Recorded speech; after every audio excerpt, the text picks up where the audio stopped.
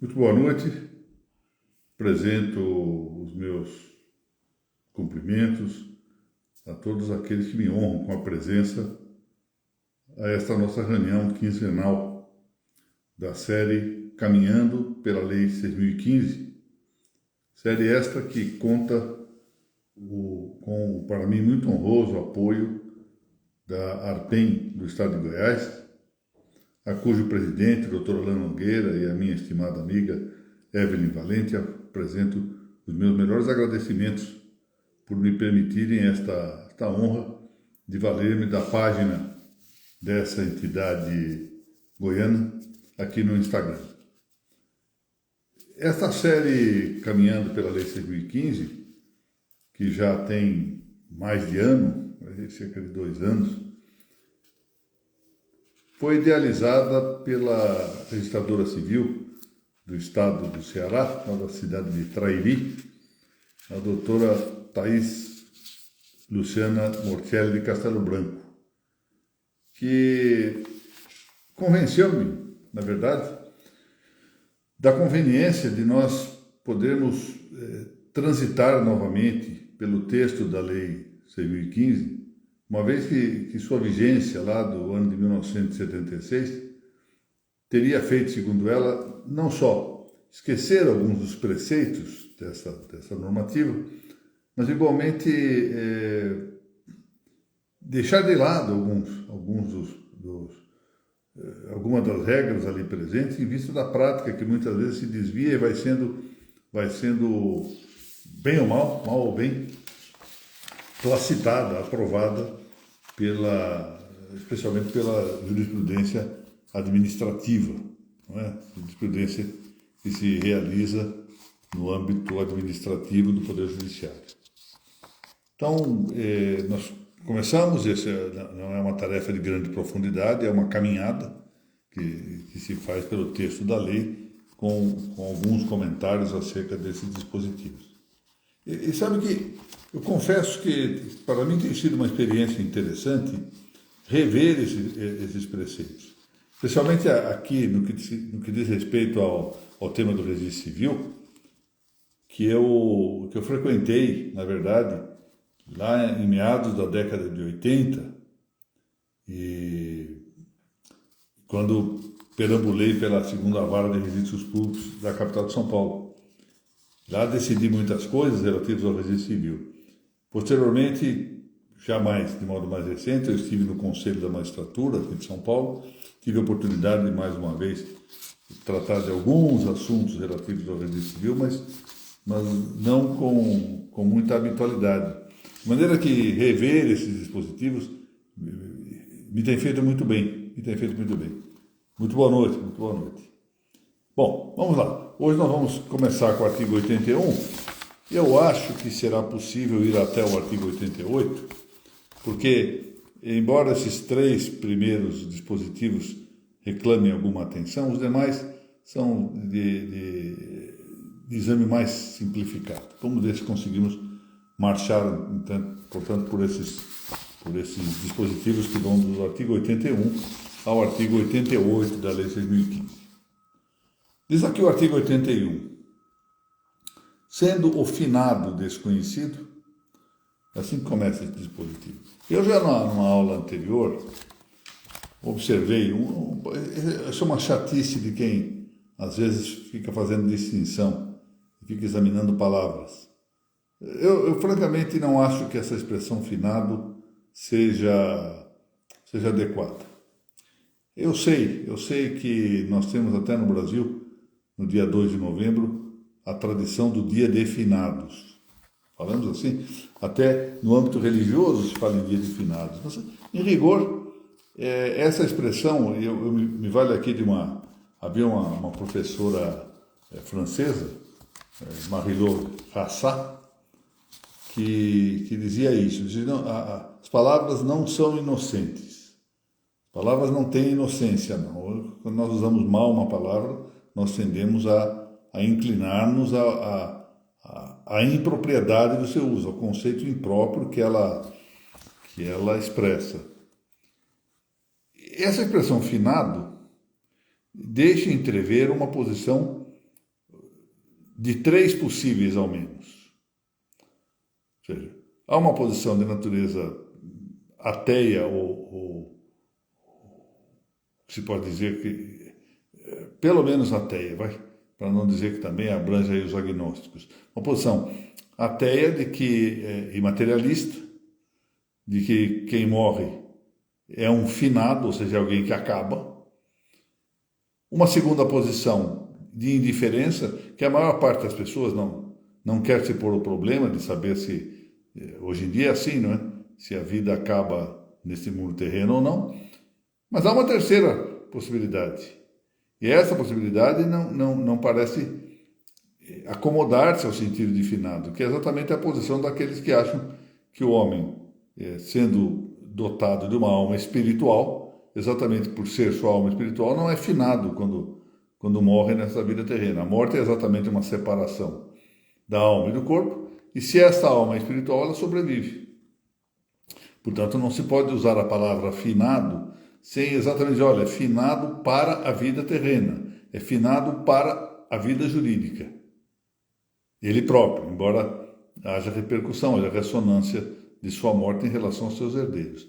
Portanto, eu tenho aqui as minhas birras, as minhas chatices com esse uso da palavra finado, embora deva reconhecer que o usus loquendi, ou seja, o uso habitual da palavra, parece chancelar essa utilização. Bom, o caso é esse. Sendo o morto desconhecido, vamos usar a palavra morto, não finado, sendo o morto desconhecido, o assento de óbito, então, deverá, numa primeira hipótese, que é a hipótese de ele ter morrido e ter sido testemunhado, esta morte, etc., o assento deverá conter declaração de estatura ou medida. Vocês vão ver qual é a altura. Aí não é preciso andar com fita métrica, nada disso, mas uma altura aproximada. Ou seja, é alguém que tem mais de 1,70 m, menos de 1,70 m, tem 1,5 m, tem 1,80 m. Se não for possível dizer isso, porque a própria lei diz, se for possível, olha, de elevada estatura, de baixa estatura, embora essas expressões, elevada estatura ou baixa estatura, elas sempre constituem standards, ou seja, situações determinativas. E às vezes quem usa essa expressão elevada ou baixa se põe como uma espécie de parâmetro. Então, para alguém muito alto, alguém mais baixo é sempre de baixa estatura, e pode não ser para o comum das coisas de baixa estatura. Eu não me esqueço a propósito peço licença para contar isso, mas estava aqui construindo a minha casinha e um pedreiro fez uma passagem em que a laje não permitia que uma pessoa de mediana estatura, eu sou relativamente baixo, eu tenho 1,72 m de altura, passasse com comodidade. E eu reclamei daquele, disse, mas está muito alto para ele que era muito baixinho, era um pedreiro de 1,5 m, para ele era alto mesmo. Então, o risco dessa declaração de estatura cingir-se ou cifrar-se a uma referência, em vez de ser uma medida numérica, em vez de ser numérica, indicar elevada estatura ou baixa estatura, estatura mediana, é que o parâmetro é muito pouco seguro. Bom, em seguida diz a lei, deve indicar-se também, deverá constar do assento a cor da pele. Essa já é mais simples se nós pudermos nos ater a indicativos comuns, ou seja, essas que indicam pele branca, pele parda, pele amarela, pele vermelha, etc. Sinais aparentes. Bom, quais são os sinais aparentes? Bom, uma boa calva, por exemplo, uma calva ou cabelo liso, cabelo encaracolado, cabelo branco, cabelo negro, etc. Ou então, diversamente, uma cicatriz, esse é um sinal bastante interessante. Se alguém usa barba, o uso de uma barba, a falta de um membro, por exemplo, não tem um dos braços, ou não ter um dos dedos, etc. São sinais que vão dando umas certas características para as pessoas. Idade presumida. Esse é um outro dado que nós temos que considerar com cuidado, né? Porque há gente que tem uma boa indicação. Ou seja, bate o olho e diz, fulano tem, aí erra por 1 ou 2 anos. Eu já sou ruim nisto. Com criança eu sou um verdadeiro desastre. Não sei nunca acertar a idade das crianças. Pessoas de mais idade, eu tenho não sei se por uma questão de cortesia implícita, alguma coisa, não é por querer mentir, mas eu tenho uma tendência a diminuir a idade das pessoas. Então é preciso aqui que se procure cercar de alguns cuidados para que essa indicação de uma idade presumida não fuja de uma característica mais ou menos objetiva, não é? Vestuário. Como essa pessoa estava vestida? Aqui sim uma descrição mais possível, ou seja, estava com paletó, sem paletó, com camisa, sem camisa, se fosse tratando de uma mulher, vestido assim, assado, de cor tal, vestido de bolinhas, vestido de xadrez, etc. E, diz a lei, qualquer outra indicação que possa auxiliar de futuro o reconhecimento do morto. Então, pode ser que haja algum outro tipo de indicação. Por exemplo, sabe se alguém morreu usando óculos. Então, a pessoa usava óculos, vamos colocar essa indicação. Se fosse uma mulher, por exemplo, hoje em dia está na moda, né, pintar uma unha de cada cor. Fazer essa indicação. Isso, embora seja algo transitório, não custa fazer essa indicação. Seja o mais possível recolher os dados que permitam lá à frente identificar o morto. A segunda hipótese é daquele que então é encontrado morto. Ou seja, não é aquele que morre, né, com algum testemunho de sua morte, mas é alguém que é encontrado morto. Então, além de todos esses dados que eu mencionei, devem ser ainda mencionados a circunstância em que ele foi encontrado, onde ele foi encontrado, sobre uma linha de trem, numa calçada, dentro de um quarto fechado, dentro de um automóvel, debaixo de uma árvore, essas circunstâncias de lugar e no lugar alguma outra coisa que possa alterar acidentalmente esse quadro do lugar circunscritivo em que se encontrou o morto. Então, foi encontrado debaixo de uma árvore e aí você pode dizer, olha, com a circunstância que ele estava com uma perna amarrada à árvore. Pronto, essa é uma circunstância. Então, circunstância que naquele lugar houve um acidente a mais, um dado acidental a mais que pode eventualmente ajudar um dia depois para a identificação.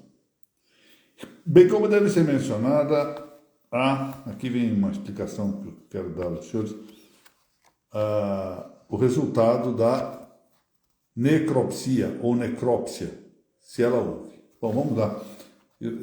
Eu quando era estudante na Faculdade de Direito, aprendi essa expressão como uma expressão proparoxítona. A expressão era necrópsia, assim se referia ao ato o meu grande professor de medicina legal, professor Costa Júnior. Falava em necrópsia. E talvez essa palavra tenha sido mais aceita na sua forma de pronúncia entre nós no Brasil por força do parentesco com a palavra autópsia. Bom, na linguagem, no idioma oficial do Brasil, que se encontra catalogado, classificado, reunido pela Academia Brasileira de Letras, no chamado VOLP, Vocabulário Oficial da Língua Portuguesa, VOLP. Todo mundo pode acessar o VOLP da Academia Brasileira de Letras, que é um serviço de pesquisa muito interessante, na internet. Ali tem palavras a procurar. Ela não vai dar o significado da palavra, não é propriamente um dicionário. É uma lista das palavras que oficialmente são aprovadas para uso no Brasil. Então, do vocabulário oficial da língua portuguesa da Academia Brasileira de Letras, consta quer a palavra necropsia, portanto aqui uma palavra paroxítona com acentuação fonética, né? No i, quer a palavra necrópsia, ou seja, proparoxítona, as duas, necrópsia e necropsia. Agora, acontece, é bom que se entenda isso, existe também o vocabulário oficial da língua portuguesa, que é da titularidade da Academia de Ciências de Lisboa. Então, são duas situações. Nós temos o VOLP brasileiro da Academia Brasileira de Letras e nós temos o VOLP português da Academia de Ciências de Lisboa. E lá na Academia de Ciências de Lisboa, diversamente do que ocorre com o Brasil, só consta a palavra necropsia. Ou seja, os portugueses não têm... Boa noite, professora Isabela. Os portugueses não têm reconhecido o uso oficial da palavra necrópsia. Ela é utilizada, admitida no Brasil, pela Academia Brasileira de Letras, mas não pela Academia de Ciências de Lisboa.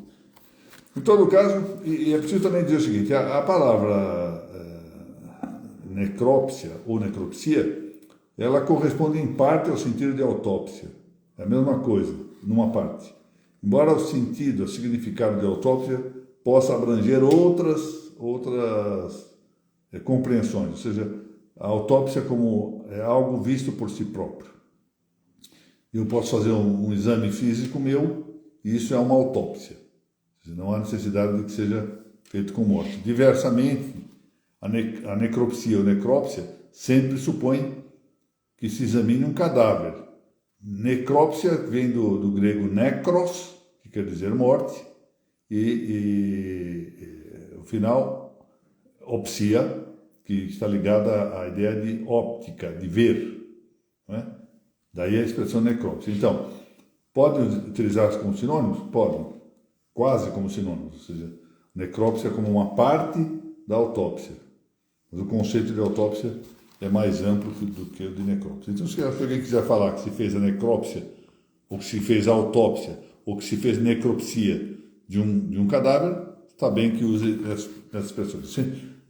Aqui o que a lei quer dizer é que se faça o exame de um cadáver, se examine o cadáver, verifique, tente apurar-se a causa da morte de alguém. Também diz a lei que, neste caso, será extraída individual datiloscópica se no local exercer esse serviço. Isabela, é isso mesmo. Ou seja, volto a dizer que eu vi que você entrou quando já estava no meio da explicação. No Brasil, o vocabulário oficial da língua portuguesa admite as duas hipóteses, necrópsia e necropsia. Em Portugal só se fala em necropsia, também no vocabulário oficial de Portugal. E necrópsia significa, num certo sentido, o mesmo que autópsia, mas a autópsia pode estender-se também a exame de seres vivos, não só de seres mortos, ao passo que a necropsia ou necrópsia sempre diz respeito a cadáver. Né? Aqui diz a lei que deva extrair-se a individual datiloscópica, isso quer dizer o exame das digitais, se no local existir esse serviço. Que local? O local da morte, porque esse é o local do cartório competente, o cartório civil competente para fazer o registro. Mas a doutrina é uma fonte de direito, tanto quanto é a lei, tanto quanto é a jurisprudência. Hoje em dia, a jurisprudência pretoriana parece que é a única fonte de direito. Né? Todo mundo só quer saber citar julgados para justificar as coisas. Eu falo bem à vontade, né? Porque eu sou magistrado do judicial, então acho que também sou fonte do direito, mas acontece que não é a única fonte do direito. E aí vem a doutrina, por exemplo, eu cito dois autores aqui, mas deve haver outros também no mesmo sentido. Walter Senevivo, e mais, depois dele, o Márcio Bonilha Filho, ambos sustentando que, ainda que não haja serviço para a extração da datiloscópica no local da morte deste desconhecido, ainda assim convém que se extraiam as impressões datiloscópicas. Parece-me muito bem, parece muito correto que isso se faça independentemente de existir ou não um serviço. Porque a lei determina, que prescreve, deve fazer-se se houver esse serviço no local. Deve.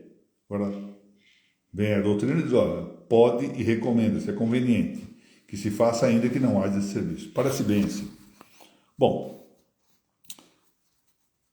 dadas as circunstâncias de que se trata de um morto desconhecido, o assento do óbito deverá assinar-se pela pessoa que fizer a comunicação dessa morte, ou seja, por aquele que vai ao cartório de registro civil e declara a morte desse desconhecido.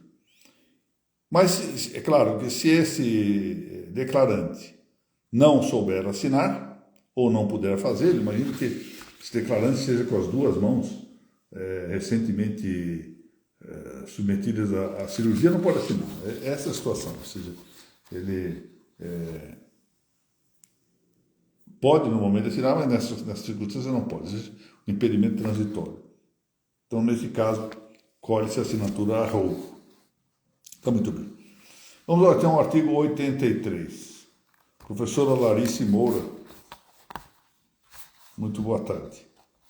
Quando o assento for lavrado de maneira posterior ao enterro, ou seja, faz-se a inumação antes de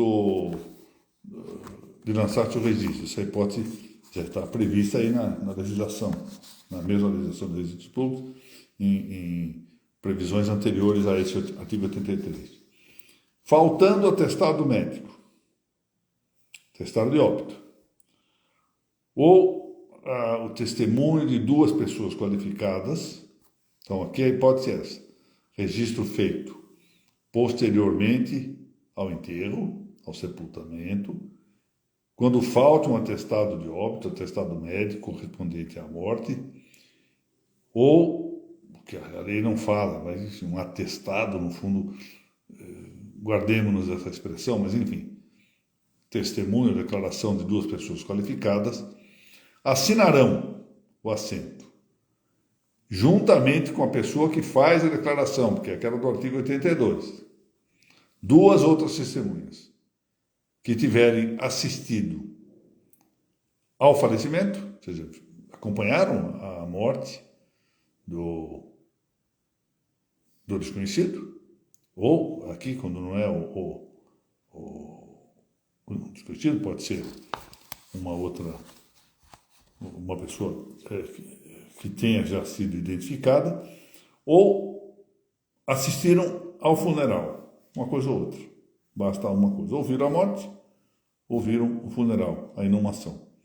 E puderem atestar, essa coisa de atestar aqui, novamente me parece uma demasia. Puderem testemunhar, isto sim, por conhecimento próprio, por informação que tiverem colhido, a identidade do cadáver.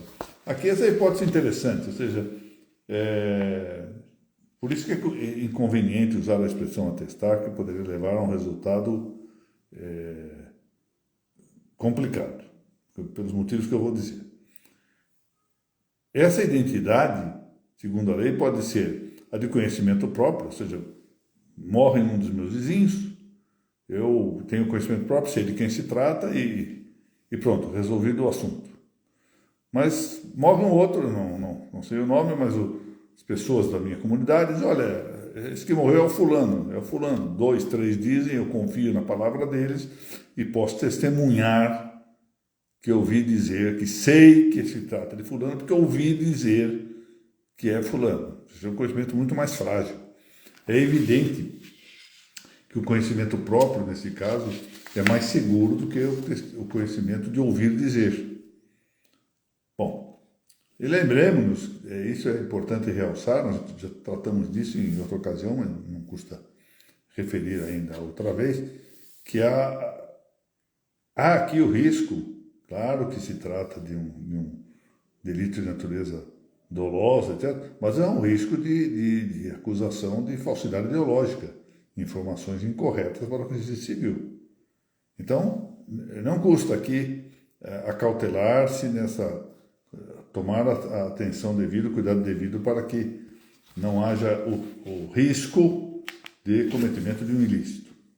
Bom, vamos continuar, ainda dá tempo. Artigo 84. Aqui se trata dos assentos de óbito de pessoas falecidas a bordo de navio brasileiro. Quando alguém morre em um navio brasileiro. Então, os assentos são feitos de acordo com as regras estabelecidas para o nascimento, naquilo que for aplicado. Ou seja, aqui se aplica, embora se trate de assento de óbito, se aplicam por empréstimo as regras que já se editaram a respeito dos nascimentos a bordo. Então, segue-se as referências que estão lá no artigo 80, da nossa Lei de Registros Públicos, mas há uma exceção. A exceção é quando o óbito, se dá de tal modo que o enterro se faça no próprio porto. Nesse caso, quando o enterro for no porto, ali será tomado o assento. Então, está resolvida essa regra do artigo 84. O artigo 85 trata dos óbitos verificados em campanha, ou seja, em situação de atuação do Exército, atuação militar. Exército, Marinha, Aeronáutica, enfim, atuação militar. Esses óbitos, essas mortes, deverão registrar-se em livro próprio, que para esse fim esteja devotado, dedicado. Isso se dá no ambiente militar, ou seja, nos corpos militares, ou seja, as formações sanitárias, corpos das tropas. Por que formações sanitárias? Porque muitas vezes esses militares que estão em campanha sofrem ferimentos, são levados para o tratamento e aí não resistem e acabam morrendo. E quem deve fazer esse registro é um oficial da corporação militar, que autenticará cada assento, ademais, com uma posição da rubrica do médico-chefe do local. E o sepultamento é incumbência da unidade militar correspondente. E ali se fará, depois do sepultamento, o registro. Essa mesma unidade é ela que tem competência para o registro.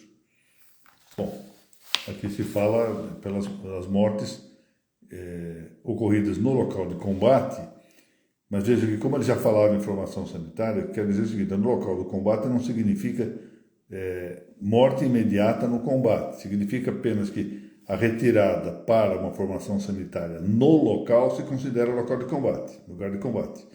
Mas se for para o local distante, não. Então vamos supor que numa determinada guerra que o Brasil se envolva, suponho na fronteira com o Paraguai, ali alguém é ferido e é levado para um local de atendimento terapêutico na própria frente de combate, e ali morre. Bom, aí se aplica o artigo 85. Mas de outro modo, não, recebeu um ferimento e é levado então para um local distante. Suponham que vá para Curitiba, ou vá para São Paulo, ou vá para Goiânia para receber tratamento e morre aí. Então já não se aplica esse artigo 85, porque não foi no local de combate, mas foi no local distante, embora o ferimento, que foi a causa mortis nessa nossa hipótese, se tenha produzido em situação de campanha. O que é que ocorre depois com esses óbitos? Bom, eles são objeto de uma publicação. O que se faz é publicar no boletim da corporação militar. E são registrados no registro civil por meio de relações que, autenticadas, são remetidas ao Ministério da Justiça, e aí então, tem uma série de requisitos que estão indicados nesse artigo 86. Então, o nome do morto, a sua idade, naturalidade, estado civil, ou seja, toda a indicação correspondente à sua identidade dando a designação dos corpos a que pertenciam, corpo militar a que pertenciam, o lugar de sua residência ou o de sua mobilização, data da morte, da inumação, sepultamento, de maneira que a partir dessas relações se faz os assentamentos na forma que está prevista também no artigo 66, que nós já comentamos aqui anteriormente. Um artigo agora que mostra uma situação diversa, o artigo 87, diz respeito à morte ocorrida em um hospital, uma prisão ou em outro estabelecimento público. Quando, nessa situação, haja uma falta de declaração dos parentes, né, porque há uma lista, em princípio, de uma certa prioridade ou preferência no cumprimento do dever dessa... Boa noite, doutora Juliana. Para essa declaração, deve ser esse assentamento feito segundo a própria administração, seja do hospital, seja da prisão, seja do estabelecimento público. Cabe, portanto, à administração providenciar o registro correspondente. E quanto à pessoa que for encontrada acidental ou violentamente morta, caberá a comunicação pelas autoridades policiais. Ou seja, as autoridades policiais que devem receber a comunicação dessa morte acidental ou violenta para examinar em que circunstâncias isso ocorreu, se houve crime, se não houve crime, a esta autoridade incumbe o dever de providenciar, diligenciar a realização do assento do óbito. O artigo 88 merece uma consideração um pouquinho mais extensa. Diz aqui a lei: poderão os juízes togados admitir justificação para o assento de óbito de pessoas desaparecidas em naufrágio, inundação, incêndio, terremoto ou qualquer outra catástrofe, quando estiver provada a sua presença no local do desastre e não for possível encontrar-se o cadáver para exame. Será também admitida a justificação no caso do desaparecimento em campanha, provados a impossibilidade de ter sido feito o registro nos termos do artigo 85 e os fatos que convençam da ocorrência do óbito. Essa é uma situação interessante, que é da competência, diz a lei, dos juízes togados. O que quer dizer aqui juízes togados? Quer dizer que são juízes do jurisdicional, mas não necessariamente do contencioso. Note bem, o que quer dizer com juízes do jurisdicional aqui é que não é o juiz de paz. Não é o juiz de paz. É um juiz de direito. Mas não necessariamente, portanto, deve exercitar-se, pelo menos na letra da lei, por um juiz titular de jurisdição contenciosa. Aqui, penso que dependerá muito do direito organizatório, que no caso de um Estado federal, como é o caso do Brasil, matéria muito variada. Em cada Estado poderá haver uma determinação, uma atribuição de competência, e é possível que se entenda que a matéria seja de caráter judicial administrativo e não jurisdicional. Qual é a hipótese? É a morte de pessoas que desaparecem em naufrágio, afundou um navio, possivelmente morreram todas as pessoas, não se encontrou ninguém, ou salvaram-se algumas, mas muitas outras não se encontraram. É pouco provável que alguém se tenha salvado. Fazem-se as diligências convenientes, ouve-se testemunhas, espera-se um tempo mínimo adequado para ver se há algum sinal de vida. Não havendo, há uma necessidade de prosseguimento da via sucessória.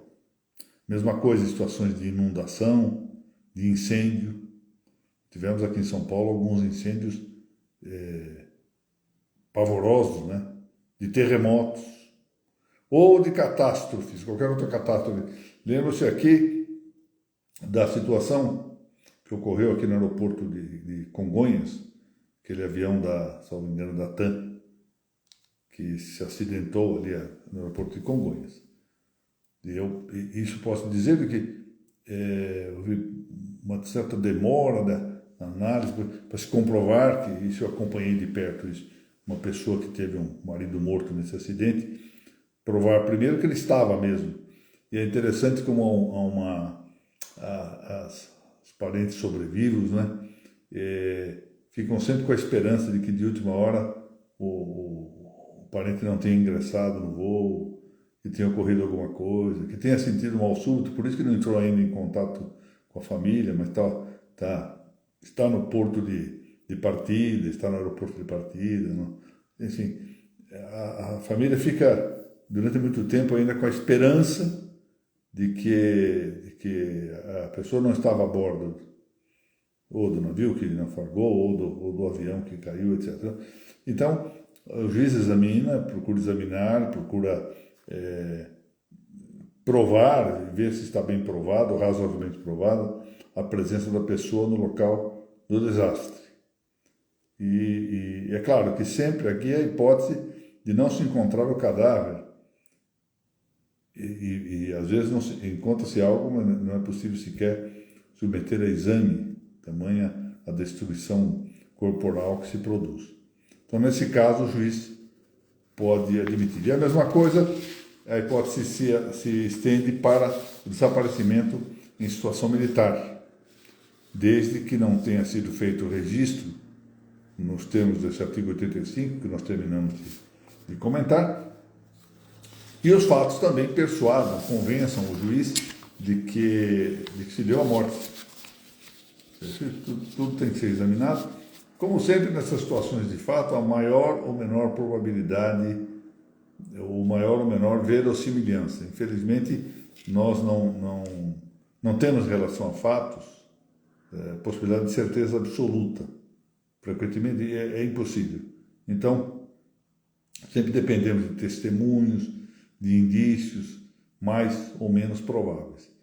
Mas isso é geralmente o que basta para o ordinário da vida jurídica.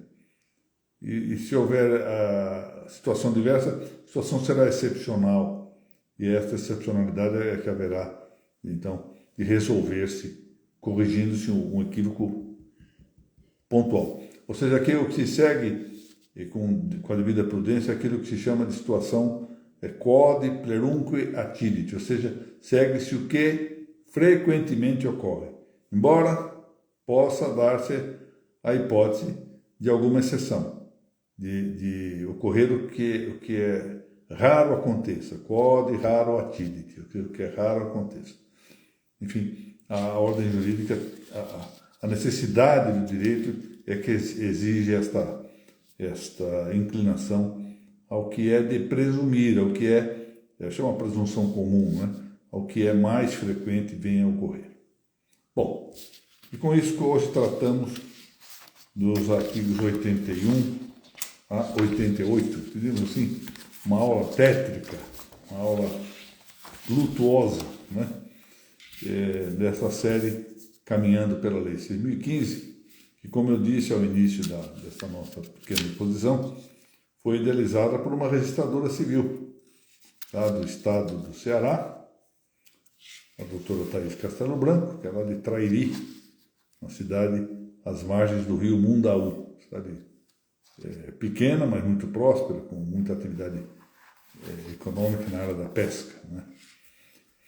Bom, eu reitero os meus melhores agradecimentos à ARPEN do Estado de Goiás, o que faço nas pessoas da doutora Alain Nogueira, presidente dessa entidade, e da minha estimada amiga Evelyn Valente. Agradeço a presença de todos aqueles que estiveram aqui prestigiando esta nossa reunião. Voltaremos dentro de uma quinzena. Eu tenho um problema que eu não sei como vai ser isso, mas parece o dia certo para essa outra aula seria o dia 24 de novembro. E parece que no dia 24 de novembro eu devo estar em Goiânia para proferir uma pequena palestra. Se confirmar essa palestra de Goiânia, eu tenho que ver o horário e darei a aula aí mesmo de Goiânia, aí mesmo da cidade de Goiânia. É uma cidade magnífica que eu gosto muitíssimo e vou ter a oportunidade de comer o melhor leitão que já comi, que é aí produzido aí que é Bartolomeu que chama, não é? O restaurante aí de Goiânia. Mas, então eu vou verificar ainda se viajarei ou não, e se, dependendo do horário da palestra que eu tenho que proferir em Goiânia, eu poderei dar essa aula no dia 24. Senão vamos ver a data em que vai continuar a nossa série. Muito obrigado a todos, obrigado a Isabela aí pela gentileza, generosa na sua apreciação, e espero que nos vejamos daqui a 15 dias, se Deus assim permitir. Muito obrigado.